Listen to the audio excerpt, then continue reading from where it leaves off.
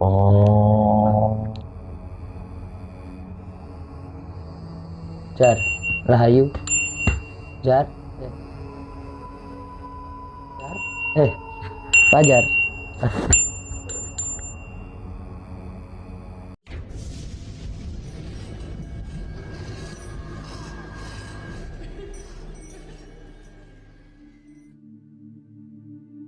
Oke pemirsa, jadi di kesempatan hari ini kita akan mengobatkan lah Fajar. Kita ajak ke seorang sesepuh yang ada di desa Bulak Kunci, Kecamatan Pacet, Kabupaten Mojokerto, Jawa Timur, yang dimana beliau ini bisa mengobati orang yang kena gangguan ya, gangguan makhluk halus atau kerasukan dan lain sebagainya. Barangkali nanti upaya kita kali ini berhasil. Rumahnya Pak Genta. Tentu sebagian netizen paham dengan Pak Genta ya. Rahayu, Rahayu. Assalamualaikum. Sehat Pak Genta? Alhamdulillah. Ya. Pripun kabar ya Pak? Baik. Ya.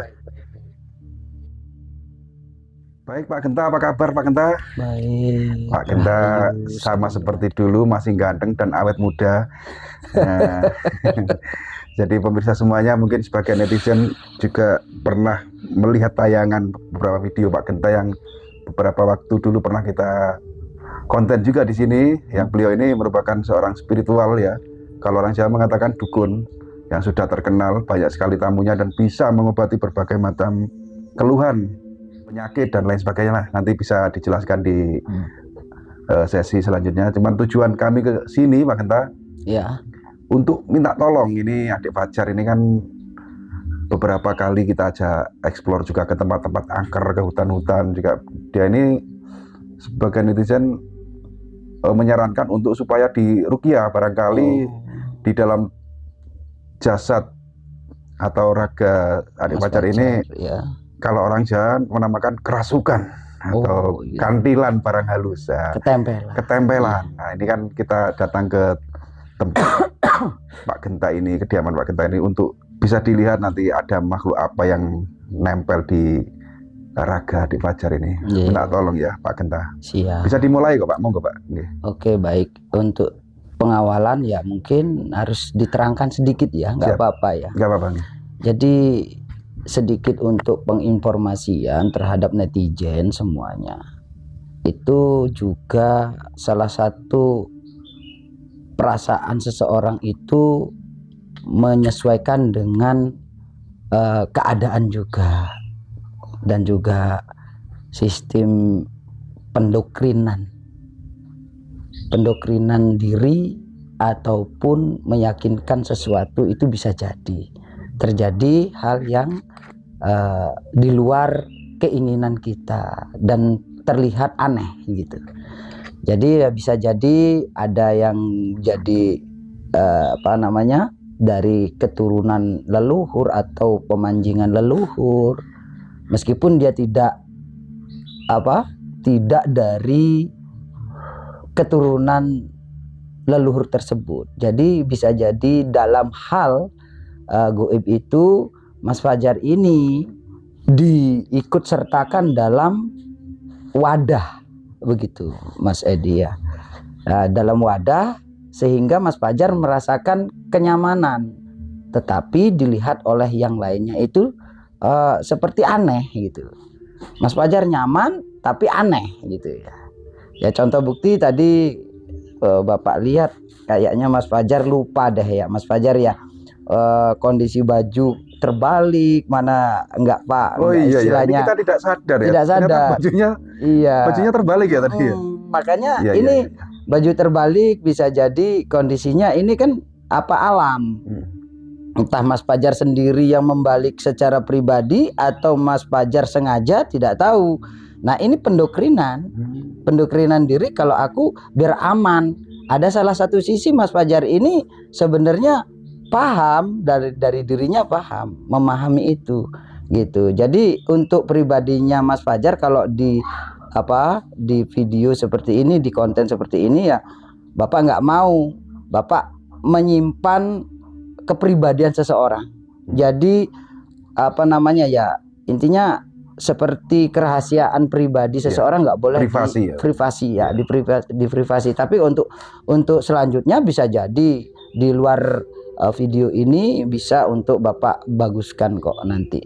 Jadi keyakinan Bapak, semoga kita semua berdoa termasuk netizen di luar sana berdoa terhadap Mas Fajar agar supaya dipulihkan jati buninya. Yang jadi persoalan gini, Pak Genta, nyun sewu. Iya. Ini setiap kali kita ajak ke suatu tempat yang misalnya wingit ya, adik Fajar ini bisa melihat seperti ada hantu, ada genderuwo, ada semacam-macam lah, pokoknya makhluk yang kita tidak bisa melihatnya, dia itu bisa melihat.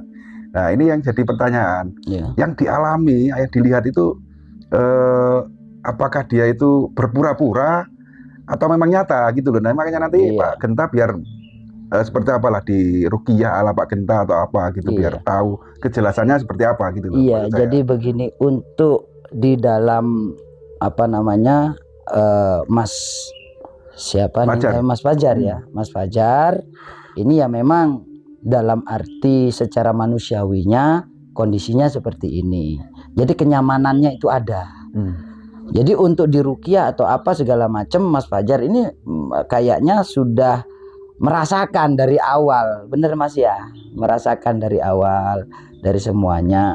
Jadi Mas Fajar harus ikutin alur apa yang Bapak terangkan, apa yang Bapak inginkan, ikutin apa saran-saran Bapak. Ya, jadi kalau sama Mas Fajar ini jarang. Gini Mas Edi, orang yang bisa untuk mengambil hatinya Mas Fajar jarang. Gitu ya, Pak? Jarang yang bisa untuk mengikuti kemauan seseorang. Kalau tidak dari secara yoni goib juga, dari tata cara kita pendekatan juga. Kan kakeknya pun hampir nyerah. Karena Fajar ini kan katanya waktu lahir itu di kuburan, waktu ngelayat. Jadi ketika lahir itu keluar kepalanya natap maesan gitu kan. Kata mbahnya gitu. Nah, makanya kata mbahnya loh ini keras kepala, nggak bisa diatur, nggak bisa dicegah. Apa yang dia mau dia sesuai dengan kehendak hatinya. Bahkan seneng nginep di hutan, tidur di hutan gitu. Iya, benar itu Mas Fajar ya. Oh, sendiri itu Mas. Sendiri. Apa sering ketemu benda-benda halus atau sesuatu yang mengganggu itu sering nggak? Temennya demit Pak katanya Pak. Banyak temennya di hutan katanya. Jadi gini, jadi kalau diajak ke Pak Genta nggak tahu Mas Fajar. Nggak tahu. Jadi ini menurut daripada netizen ya, permintaan netizen di luar sana agar Mas Fajar bisa sembuh kembali, dan mungkin netizen yang di sana yang dermawan apa segala macam bisa ya, istilah kata itu perhatian sama Mas Fajar, nanti bisa dihubungi daripada tim Petung Sewu. Mudah-mudahan ya jenengan semangat kembali menjalankan hidup secara manusiawi normal begitu ya. Jadi jangan sampai terpengaruh dengan hal-hal pendoktrinan diri untuk di dalam hal mistis. Bertanyalah nak ya kepada yang faham, jangan bertanya kepada yang pinter. Bertanyalah kepada yang faham. Jadi sehari-hari Fajar ini aktivitasnya itu membantu kakeknya, kakek dan neneknya, mencari kayu bakar, mencari pakis, jamur itu dijual, gitu dijual, loh. Dijual untuk kebutuhan sehari-hari, membantu kakeknya yang sudah tua.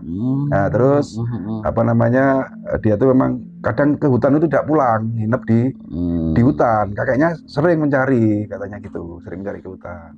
Kita serahkan Pak Genta, seperti apa sih, barangkali nanti ada perubahan, biar nggak keluyuran dan nginep-nginep di hutan lagi gitu loh. Oke, siap. Iya. Ya, mudah-mudahan ini jalannya Mas Fajar ya, Ini bukan untuk sekedar konten ya, Mas Fajar ya. Ini untuk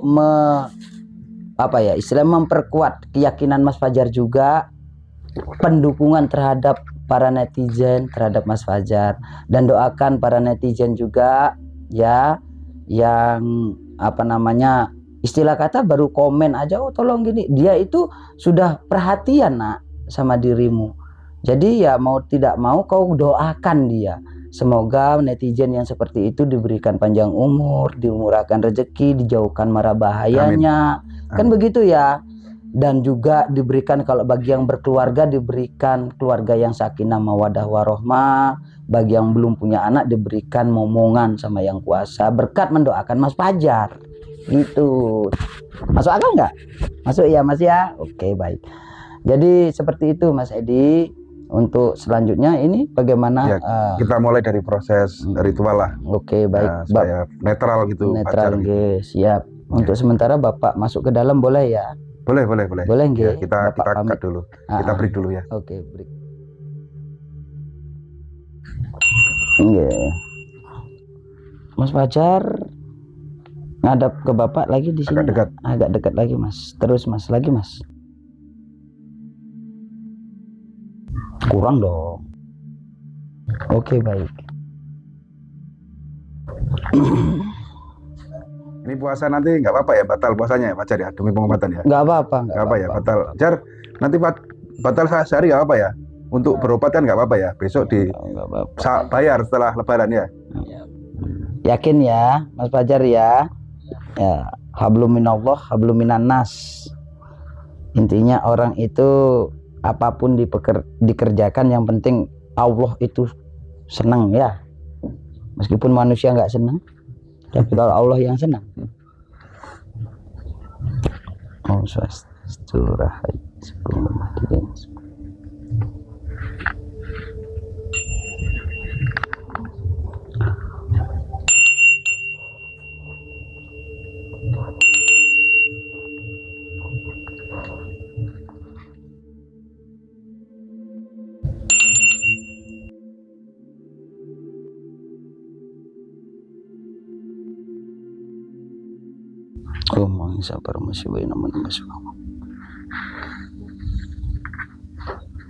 Permisi ya, Bapak pegang kepalanya Mas Fajar nggih. Jejak Mas. Jejak. Iya, ikutin Bapak aturannya. Yang sabar Mas. Fajar yakin sembuh? Yakin. Rahayu sana papat kakang kawah adi-adi Sukman Fajar Sukman Rahayu Om Angsa Parmesiwana Om Berbuaswah Om Berbuaswah Om Berbuaswah Puli Jatiwuni Fajar Rahayu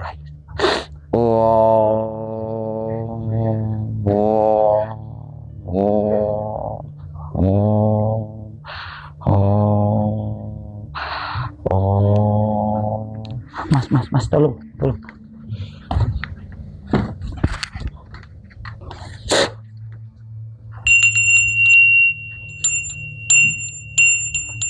Dah, tidurin.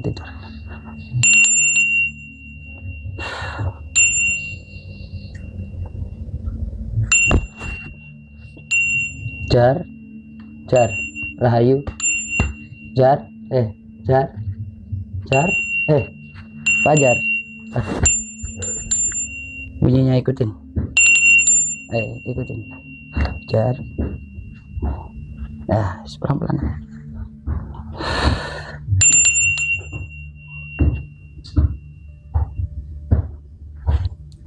Tarik nafas yang panjang. Lepas. Lagi. Lepas. Lagi sekali. Melek. Pusing? Enggak ya. Lemas ya. Selalu aja relax. Jangan takut. Ada Bapak, jangan takut.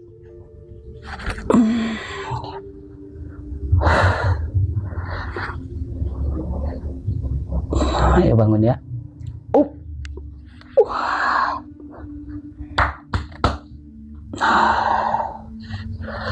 Ya sudah.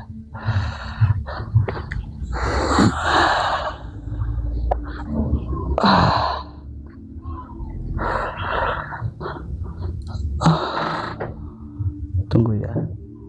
Om Swastiastu.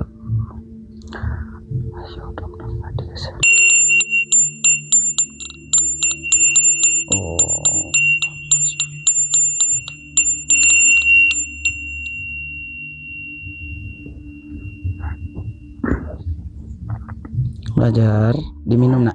Yuk. Diminum, yes, diminum biar tenang. Keringat dingin, yes, diminum. Ya.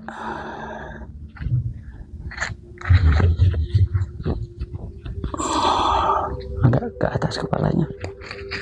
Oke, semoga diberikan sembuh Fajar ya. Sekarang bajunya dibalik.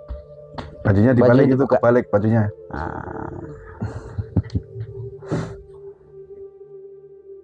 Usai sudah proses, boleh dibilang proses ritual pengobatan gitu Pak kita ya.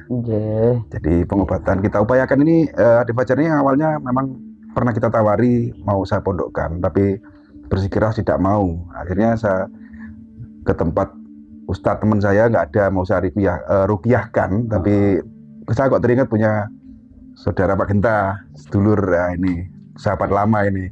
Jadi sekalian ke sini juga, saya lama nggak soal ke sini.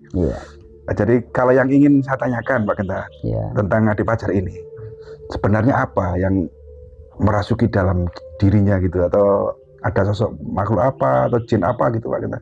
Begini, Mas Edi, itu kalau menurut daripada pola pandangan goib yang sudah saya dapatkan dari Mas Fajar tadi, itu memang intinya kepingin biar supaya apa sih goib itu gitu.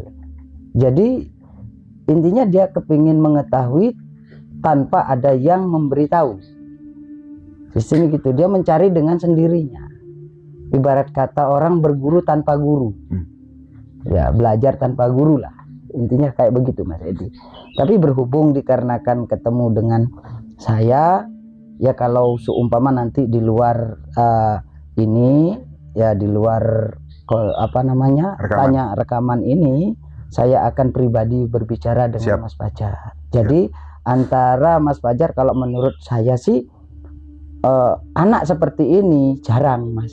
Jarang ya? Jarang. Kenapa? Karena posisinya anak seperti ini usia masih muda, satu.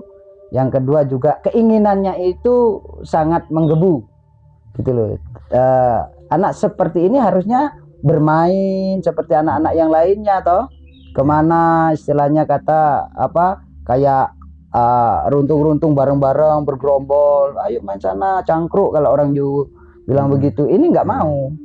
Jadi intinya Mas Fajar ini ada hal yang harus Bapak bicarakan secara pribadi untuk kedepannya bagaimana. Toh kalau seumpama Mas Fajar kepingin dalam hal seperti apa yang dialaminya itu tadi, intinya dalam hal ranah goibnya itu, ya Bapak nanti di belakang ini nanti Bapak akan lanjutkan dengan Mas Fajar bagaimana enaknya gitu. Jadi bukan dalam arti dalam jasadnya itu ada jin yang nempel itu enggak ya? Oh, kalau masalah itu sebenarnya ada. Kalau masalah yang di dalam tubuhnya Mas Fajar ini memang ada. Tadi dia tidak menyadari bahwasanya dia pola cara pemakaian bajunya dan juga dianya untuk memandang orang dan selalu minder dalam berbicara. Nah, itu kayaknya itu sudah memang ada hal mistis yang sudah mengikuti Mas Fajar gitu loh. Dan kebiasaannya dia itu mencari tempat-tempat yang sepi, apalagi tempatnya sepi kebanyakan jarang orang di gini datangi, itu kan sakral banget gitu. Dan dia paling suka di situ. Fajar ini kan terkenal kalau bahasanya itu indigo, orang yang atau anak yang bisa melihat suatu gaib. Iya, kan? Iya. Untuk kedepannya itu apakah kelebihannya itu masih bisa dimiliki atau bisa luntur setelah ini? Bisa dimiliki, bisa. Bapak bertanya kepada yang momong dulu, momong Fajar, sanak papat kakang kawah adi hari-hari. Ini Bapak tanyakan dulu, mau nggak pancernya? Nah, 5 kan pancer, sanak papat kakang kawah adi hari-hari, 5 pancer. Mau nggak pancernya ini bisa untuk dimanfaatkan manusia berbuat baik, gitu loh. Iya. Mudah-mudahan apa yang kita upayakan diridhoi Tuhan. Amin. Kan gitu ya. Amin. Untuk ya netralnya Fajar, kalau memang kelebihannya itu dapat dari benar-benar dari Tuhan, indigo ya. Iya. Mudah-mudahan tetap seperti itu, tapi kalau memang ketempelan jin ya, semoga bisa lepas dari gangguan lah, Gangguan gitu. ya. Oh ya, ini Siap. sedikit kita tambahkan lagi. Iya. Pak Genta ini kan, ini untuk alamat jenengan Desa Bulak Kunci ya Pak ya? Bulak Kunci. RT berapa Pak? RT 6, Iya. RW 4. Kecamatan Pacet, Kecamatan Pacet, Kabupaten Mojokerto, Kabupaten Mojokerto, Jawa Timur. Dan Pak Genta ini spiritual yang sudah kondang ya, beberapa kali orang yang minta pertolongan untuk kesembuhan dan lain sebagainya itu ke sini banyak yang berhasil. Boleh disampaikan Pak Genta dalam hal apa, pengobatan kah atau pertolongan apa dengan buka spiritual di sini? Bapak ini sebenarnya dibilang dukun ataupun apa itu mungkin sebenarnya menolak ya, dibilang dukun itu. Cuman ya itu tadi, karena orang-orang sudah terbiasa ngomong dukun-dukun ya, Bapak tidak menolak tentang hal itu, tapi Bapak pribadi ya sudah, nanti ada untuk menjelaskan atau mengedukasi maksudnya itu apa. Jadi untuk pengobatan, untuk perdukunan itu tidak. Kenapa? Karena Bapak halnya seperti yang lain itu bukan dimaksudkan ranah itu, kecuali tentang ranah hal secara apa, material kayak yang ini yang itu gitu. Jadi Bapak tidak bisa untuk apa ya, dibilang dukun itu tidak. Contoh orang yang kesini aja, orang yang kesini itu dalam keluhan apa gitu bisa disampaikan? Ya contohnya kayak sesuatu perusahaannya itu kolab. Ini terus ya, ini contohnya nanti Bapak terangkan salah satunya. Terus dalam keluarganya kolab, istrinya lari, suaminya lari kabur dan lain sebagainya. Terus soal masalah kesehatan secara medisnya, dan juga soal masalah apa namanya, maaf kalau perjodohan itu Bapak tidak bisa memberikan keterangan secara detail. Yang jelas Bapak meyakini semua makhluk yang ada di dunia ini sudah pasti ada jodohnya itu. Tapi kalau misalkan yang Mas Edi tanyakan itu apa aja ya, seperti itu tadi. Kalau misalnya orang kena santet, gangguan apa, oh itu gitu. Makanan setiap hari-hari. Makanan sehari-hari. Nah, terus makan kacang goreng itu ya kan bisa dirangkum sendiri, bisa dicermati sendiri pemirsa semuanya. Iya. Jadi seperti itulah. Kalau orang kena santet aja seperti kacang renyah gitu, makanan sehari-hari, berarti yang hal yang lebih berat pasti insya Allah bisa ya Pak Genta ya. Iya. Jadi ini satu lagi saya infokan ini, nggak tahu kapan ini rencananya Bapak mau ke Kalimantan. Kenapa? Ya itu tadi apa? ada salah satu ibaratkan kata itu anak ya, anak angkatnya Bapak ada di Kalimantan, memiliki usaha besar. Kalau Kalimantan itu kan sawit gitu loh Pak D ya, sawit Mas Edi di situ kolab. Jadi mau nggak mau Bapak harus datang ke sana, dan juga ada kenalan Bapak yang salah satunya ada yang di dekat IKN sana. Jadi Bapak kepingin tahu sekalian ke sana gitu. Jadi ini bukti bahwasanya Bapak tidak hanya satu masalah saja. Jadi menyesuaikan dengan masalah apa begitu. Ya mudah-mudahan semua yang jadi rencana panjenengan dan juga upaya kami lancar ya Pak Genta ya. Dan ini tadi mohon maaf sudah mengganggu aktivitas jenengan. Kebetulan pas jenengan di rumah, biasanya kan selalu panggilan atau apa. Iya, saya jemput bola. Ada yang kemarin dari Brunei dan Malaysia ada kok. Gitu ya. Nggak ada. Berarti rezeki kita bisa ketemu hari ini ya. Iya. Tanpa janjian kita bisa sowan dan Rahayu ya. Siap sehat semuanya ya, bagi semua para teman-teman. Semoga diberikan rezeki. Amin. Dijauhkan mara bahayanya. Bagi yang sudah berkeluarga diberikan keluarga yang sakinah mawaddah warahmah, diberikan momongan yang soleh dan soleha. Oke, Pak Genta, terima kasih ya. Sudah berkenan menerima kami, dan mohon maaf bila kedatangan kami kurang sopan dan ada tutur ucap kata yang salah, jadi harap jadikan maklum. Dan untuk pemirsa semuanya, jika punya keluhan yang seperti disampaikan Pak Genta tadi, bisa datang di alamat yang sudah disampaikan Pak Genta tadi. Jadi semoga tayangan kali ini bermanfaat. Kurang lebihnya kami mohon maaf. Saya akhiri. Assalamualaikum warahmatullahi wabarakatuh.